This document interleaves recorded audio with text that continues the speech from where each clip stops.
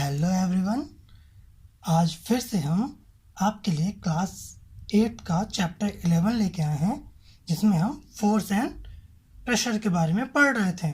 अभी तक हमने पढ़ा था कि फोर्स क्या होता है, उसका हमने डेफिनेशन देखा था, यूनिट देखी थी हमने, और हमने ये देखा था कि फोर्स की डेफिनेशन में इंटरैक्शन करके एक टर्म यूज़ हुआ था।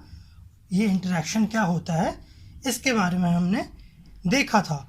और एक और जानकारी हमें मिली थी कि फोर्स के पास मैग्नीट्यूड और डायरेक्शन दोनों होते हैं, और ऐसी कोई चीज़ जिसके पास मैग्नीट्यूड और डायरेक्शन दोनों हो उन्हें हम वेक्टर क्वांटिटी कह रहे थे।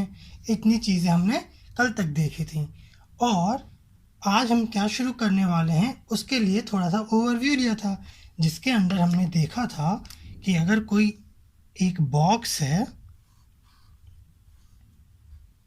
ऐसा कोई बॉक्स हमने देखा था कल, जिसपे हम कह रहे थे इस पे हम दो टाइप से फोर्स अप्लाई कर सकते हैं, या तो ऐसा या तो ऐसा। मान लीजिए आप इधर से कोई फोर्स अप्लाई कर रहे हैं और आपका कोई फ्रेंड है जो इधर से फोर्स अप्लाई कर रहा है। तो अगर आप और आपके फ्रेंड दोनों सेम अमाउंट का फोर्स अप्लाई कर रहे हैं तो ये बॉडी मूव नहीं हो रही थी। मान लीजिए 3 न्यूटन का फोर्स आपने लगाया, 3 न्यूटन का फोर्स आपके फ्रेंड ने लगाया। एक केस हमने ये देखा था, और हमने क्या देखा था, और हमने देखा था कि मान लीजिए आप और आपके फ्रेंड ने इस बॉडी पे सेम डायरेक्शन में फोर्स लगाया। ये वही कोई बॉक्स है जो हैवी है, और आपने भी इधर से फोर्स लगाया और आपके फ्रेंड ने भी इधर से फोर्स लगाया, मान लीजिए फिर से 3 न्यूटन्स का।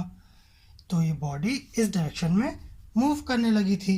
और एक केस हमने क्या देखा था, हमने एक केस देखा था जिसमें यही कोई बॉक्स है, और इस केस में आप इस डायरेक्शन में 3 न्यूटन का फोर्स लगा रहे थे और आपके फ्रेंड इस डायरेक्शन में 3 न्यूटन का फोर्स लगा रहे थे। अगर ये फोर्स की वैल्यू सेम थी तो बॉक्स मूव नहीं कर रहा था, और जैसे इनमें से कोई एक वैल्यू ज़्यादा या कम हुई, ये बॉक्स ज़्यादा फोर्स की तरफ मूव हो गया था। तो इन्हीं चीज़ों को आगे हम लिख के देखने वाले थे कि ये चीज़ें हैं क्या, इनका मतलब क्या निकल रहा है। तो हम वही शुरू करने जा रहे हैं। अब इसके आगे आप नोट कर सकते हैं, ये थी कल तक की चीज़ें। ठीक, फर्स्ट केस में हम देखते हैं क्या हो रहा है। फर्स्ट केस में हम क्या देख पा रहे हैं कि अगर दो फोर्स किसी बॉडी पे एक्ट कर रहे हैं सेम डायरेक्शन में या डिफरेंट डायरेक्शन में, इसमें क्या हो रहा है, इनमें डिफरेंट डायरेक्शन में दोनों फोर्स एक्ट कर रहे हैं। तो यहाँ पे हम जैसे देख पा रहे हैं ये कोई बॉक्स है, और इसमें एक फोर्स इस डायरेक्शन में एक्ट कर रहा है, दूसरा फोर्स इस डायरेक्शन में, मतलब दोनों अपोजिट डायरेक्शन में एक्ट कर रहे हैं। अगर दोनों इस डायरेक्शन में होते हैं या दोनों इस डायरेक्शन में होते हैं तो ये सेम डायरेक्शन कहलाती। जैसा कि हम केस सेकंड में देख पा रहे हैं कि ये दोनों फोर्स इस डायरेक्शन में एक्ट कर रहे हैं, लेकिन फर्स्ट केस में दोनों फोर्स अपोजिट डायरेक्शन में एक्ट कर रहे हैं। तो अगर फर्स्ट केस में हमें रिजल्टेंट फोर्स निकालना पड़े, रिजल्टेंट फोर्स मतलब इसका नेट इफेक्ट निकालना पड़े फोर्स का इस बॉडी पे, तो इन दोनों फोर्स का डिफरेंस निकालना होगा हमें। मतलब अगर हम इस बॉडी पे जानना चाह रहे हैं कि नेट इफेक्ट क्या पड़ेगा फोर्स का, तो इन दोनों फोर्सेस का हम डिफरेंस निकाल लेंगे, और वही इसका रिजल्टेंट फोर्स होगा। तो हम लिख सकते हैं, if the two forces applied to an object acts in the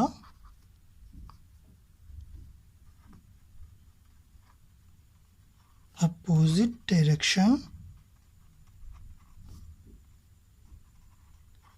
then the net force मतलब resultant force, net force acting on the object is equal to the difference between the two forces। ये हो गई first case की बात, जब दोनों force opposite direction में apply हो रहे थे। सेकंड केस में हम क्या देख रहे हैं कि दोनों फोर्स सेम डायरेक्शन में अप्लाई हो रहे हैं। फर्स्ट केस में जब अपोजिट डायरेक्शन में अप्लाई हो रहे थे तो हमने नेट इफेक्ट के लिए क्या किया, दोनों का डिफरेंस कैलकुलेट किया था। अब जब दोनों फोर्स सेम डायरेक्शन में हैं तो इसका नेट इफेक्ट निकालने के लिए हम क्या करेंगे, इन दोनों को ऐड कर देंगे। तो इसको भी हम सिंपली लिख लेते हैं कि if the two forces applied to an object acts in the same direction, then the net force को और हम क्या कह रहे हैं, resultant force,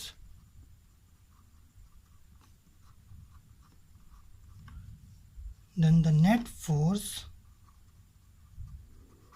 acting on the object is equal to the sum of the two forces. ठीक, हमने पहला केस देख लिया, हमने दूसरा केस देख लिया।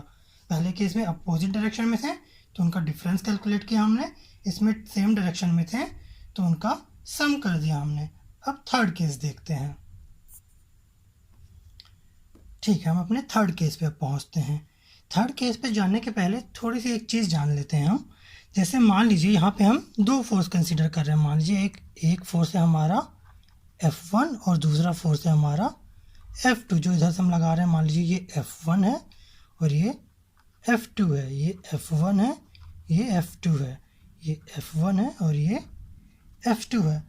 अगर हम F1 F2 को कंपेयर करें तो हमारे पास टोटल कितने पॉसिबल चांसेस हैं कि इनकी वैल्यू हो सकती है। एक तो हो सकती है कि F1 जो है वो ज़्यादा हो। अगर F1 ज़्यादा है तो F2 अपने आप लेस हो जाएगा। दूसरा केस क्या हो सकता है कि F1 जो है वो लेस हो, कितनी भी वैल्यू हो, लेस या मोर जो भी है, इससे लेस या मोर हम दोनों में कंपेयर कर रहे हैं। तो अगर ये लेस है तो ये अपने आप मोर हो जाएगा। कहने का क्या मतलब, अगर ये 10 है तो ये 10 के नीचे की कोई वैल्यू है, अगर ये 10 है तो ये 10 से ऊपर की कोई वैल्यू है। इस तरीके से लेस एंड मोर हम समझ रहे हैं। और एक केस क्या हो सकता है कि दोनों इक्वल हों। पुश या पुल, अभी इसकी बात हम नहीं कर रहे हैं, तो इसीलिए हमने यहाँ पे वैरायटी रखी है। यहाँ पे हम पुश फोर्स का एग्जांपल ले रहे थे, यहाँ पे भी पुश कर रहे हैं तो एक एग्जांपल हमने पुल फोर्स का ले लिया। तो अगर F1 F2 की वैल्यू में डिफरेंस है, मतलब इन दोनों में से कोई केस चल रहा है, तो हमने पहले जो पढ़ा डिफरेंस या सम करके हम कैलकुलेट कर लेंगे। और अगर दोनों की वैल्यू सेम हो जाए, मान लीजिए यहाँ पे जैसे 3 न्यूटन था और यहाँ पे भी 3 न्यूटन है, मतलब सेम वैल्यू से पुश पुल कर रहे हैं।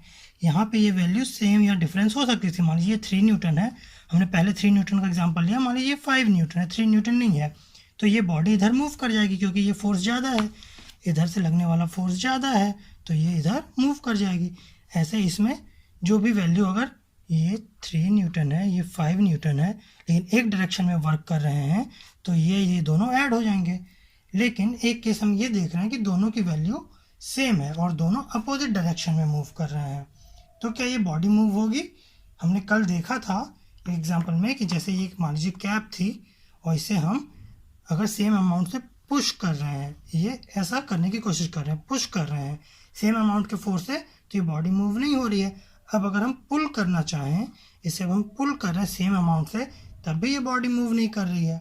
तो इसका मतलब क्या हुआ कि जब सेम अमाउंट का फोर्स लगता है किसी बॉडी पे दोनों डायरेक्शन से, तो बॉडी पे नेट इफेक्ट जीरो होता है। कैसे पता हमें जीरो होता है नेट इफेक्ट? क्योंकि बॉडी मूव नहीं कर रही, बॉडी जैसी थी वैसी ही है, मतलब उसमें कोई भी मोशन नहीं आया, कुछ भी उसकी पोजीशन में चेंज नहीं आया, तो हम जान गए कि इसके ऊपर नेट इफेक्ट ज़ीरो है। तो थर्ड केस में हम क्या लिख सकते हैं? थर्ड केस में हम लिख सकते हैं कि if two forces applied to an object are equal in magnitude क्या होता है हम कल बता चुके हैं इसके बारे में, are equal in magnitude and act in opposite direction. जैसे ये केस है हमारा थर्ड केस, इसी से हम ये कंक्लूड कर पा रहे हैं कि कोई एक बॉडी है जिसपे इक्वल अमाउंट के फोर्स लग रहा है अपोजिट डायरेक्शन में, opposite direction, then the net effect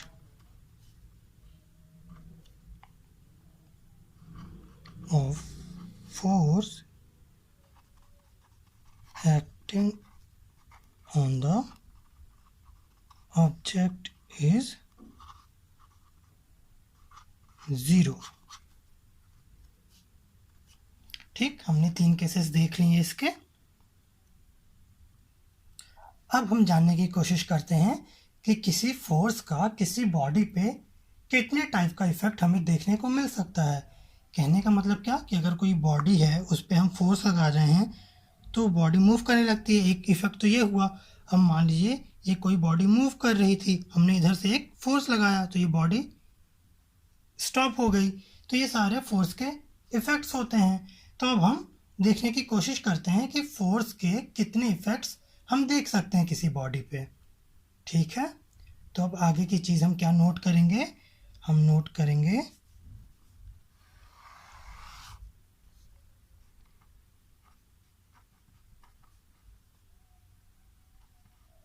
effects of force. ठीक है, अब इसको समझते हैं।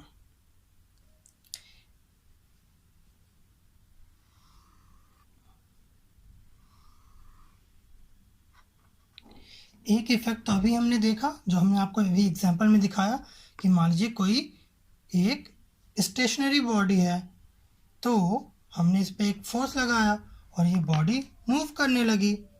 ये स्टेशनरी थी, रुकी हुई थी, हमने इस पर एक फोर्स लगाया और ये बॉडी मूव करने लगी। तो एक इफेक्ट तो हम ये देख सकते हैं कि जो फोर्स है किसी स्टेशनरी बॉडी को मूव करा सकता है। तो हम लिख सकते हैं कि a force can move a stationary object। और इसी के अपोजिट एक हमने क्या देखा था कि एक कोई बॉडी मूव कर रही थी तो हमने एक फोर्स लगाया और ये रेस्ट पे आ गई। तो इसी का एक अपोजिट हम एक और इफेक्ट देख सकते हैं कि जो फोर्स है किसी मूविंग बॉडी को या मूविंग ऑब्जेक्ट को स्टॉप कर सकती है। तो हम लिख सकते हैं a force can stop, a force can stop a moving object. और देखते हैं इसके कई सारे एग्जांपल्स हैं, हम बिल्कुल इजीएस्ट एग्जांपल लेके चल रहे हैं ताकि आप रिलेट कर पाएँ चीज़ों को, क्योंकि कितनी सारी चीज़ें अभी आनी बाकी हैं, हम सब कुछ याद करना नहीं चाहते हैं। जितनी सारी चीज़ें हम समझ लेंगे हमारे लिए उतना आसान होगा। तो हमने 2 इफ़ेक्ट देखा, अब एक और इफ़ेक्ट के बारे में जानते हैं। मान लीजिए ये बॉडी मूव कर रही थी कुछ इस स्पीड से, बिल्कुल इस स्पीड से। हमने क्या किया, इस पर एक एडिशनल फोर्स लगाया और इसकी स्पीड बढ़ा दी। क्या किया हमने, ये ऐसे मूव कर रही थी, हमने फोर्स लगाया और इसकी स्पीड बढ़ गई। ये ऐसे बढ़ रही थी, हमने और फोर्स लगाया और इसकी स्पीड बढ़ गई। और एक केस क्या हो सकता है, ये ज़्यादा स्पीड में आई थी, हमने हल्का सा फोर्स लगाया और इसकी स्पीड थोड़ी सी स्लो कर दी। तो एक चीज़ और हम इफेक्ट देख पा रहे हैं फोर्स का, कि फोर्स जो है स्पीड को चेंज कर सकता है किसी भी ऑब्जेक्ट के या किसी भी बॉडी को जो भी मूविंग ऑब्जेक्ट है। तो इसे भी हम लिख सकते हैं कि a force can change the speed of the moving object। और समझते हैं, तीन चीज़ हमने क्या देखी कि किसी मूविंग बॉडी को ये स्टॉप कर सकती है, स्टॉप बॉडी को मोशन में ला सकती है और स्पीड चेंज कर सकती है। और अब मान लीजिए ये बॉडी ऐसे मूव कर रही थी, हमने एक फोर्स इधर से लगाया, ये बॉडी ऐसे मूव कर रही थी, हमने एक फोर्स ऐसे लगाया, इस पे नहीं समझ में आ रहा। तो आप मान लीजिए कोई एक बॉलर है क्रिकेट में जो बॉलिंग कर रहा है और एक बैट्समैन सामने है।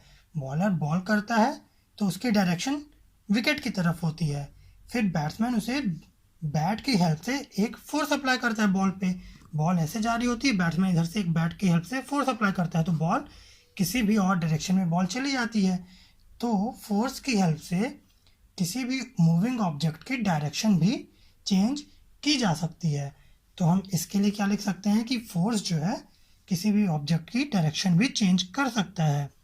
तो a force can change the direction of a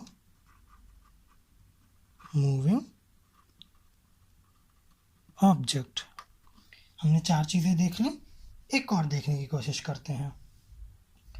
हमने फोर्स के इफेक्ट में कई बार देखा है कि चीज़ों के शेप चेंज हो जाते हैं। आपने देखा होगा कोई व्हीकल जा रही है और अगर उसका एक्सीडेंट होता है तो सामने उसका बोनट चपक जाता है या किसी गाड़ी की डिक्की चपक जाती है, उसका शेप पूरा चेंज हो जाता है, पूरी गाड़ी क्रश हो जाती है। तो एक्सीडेंट के ऊपर हमें यहाँ पे ध्यान नहीं देना, हमें इस बात पे ध्यान देना है कि जो किसी भी व्हीकल का शेप था वो चेंज हो गया। अगर हम ऐसे छोटे एग्जांपल से समझने की कोशिश करें तो मान लीजिए ये कैप था, हमने क्या किया, इन दो फिंगर से इस कैप के ऊपर फोर्स लगाने की कोशिश की, तो आप देख पा रहे होंगे इसका शेप चेंज हो रहा है। देख पा रहे हैं आप, ये फोर्स लगाने से इसका शेप चेंज हो रहा है। तो हम ये भी कह सकते हैं कि फोर्स का एक इफेक्ट ये हो सकता है कि वो फोर्स किसी भी ऑब्जेक्ट का शेप चेंज कर दे, शेप चेंज कर दे या साइज चेंज कर दे।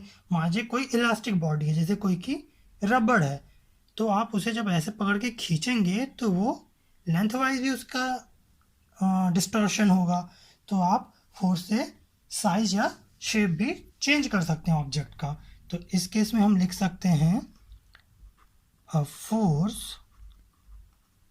can change the shape and size of an object। तो ये पांच चीज़ें हमने फोर्स के इफेक्ट में देखी। तो आज हम इतनी ही चीज़ें रखते हैं, इसको आप बिल्कुल अच्छे से रिवाइज कर लीजिएगा, फिर इसके आगे हम और भी चीज़ें सीखेंगे। तो आज हमने क्या क्या पढ़ा एक बार शॉर्ट में रिवाइज कर लेते हैं। हमने आज देखा कि फोर्स कैसे अप्लाई किए जा सकते हैं, किन किन कंडीशंस में, पुश या पुल या सेम डायरेक्शन में या अपोजिट डायरेक्शन में, और तीनों ही केसेस में अगर हमें रिजल्टेंट फोर्स निकालना हो तो हम कैसे कैलकुलेट करेंगे। अगर सेम डायरेक्शन में है तो रिजल्टेंट फोर्स ऐड करके निकाल लेंगे या सम कर लेंगे उनका। अगर अपोजिट डायरेक्शन में है तो जैसे इसमें था अपोजिट डायरेक्शन में, तो उनका डिफरेंस निकाल लेंगे। और अगर दोनों इक्वल अमाउंट के फोर्स हैं और अपोजिट डायरेक्शन में यूज़ हो रहे हैं, लग रहे हैं, तो नेट इफेक्ट ज़ीरो होता है। हमने ये देखा और उसके बाद हमने देखा कि फोर्स के क्या क्या इफेक्ट्स हमें देखने को मिल सकते हैं, जिसमें हमने देखा कि एक स्टेशनरी बॉडी मूव कर सकती है, एक मूविंग बॉडी स्टेशनरी हो सकती है, और स्पीड चेंज हो सकती है, डायरेक्शन चेंज हो सकता है, और शेप एंड साइज भी चेंज हो सकता है। किसके इफेक्ट से? फोर्स के इफेक्ट से। तो इन चीज़ों को आप रिवाइज करिएगा, हम कल आपके लिए आगे की क्लास लेके आएंगे। ठीक है, ओके।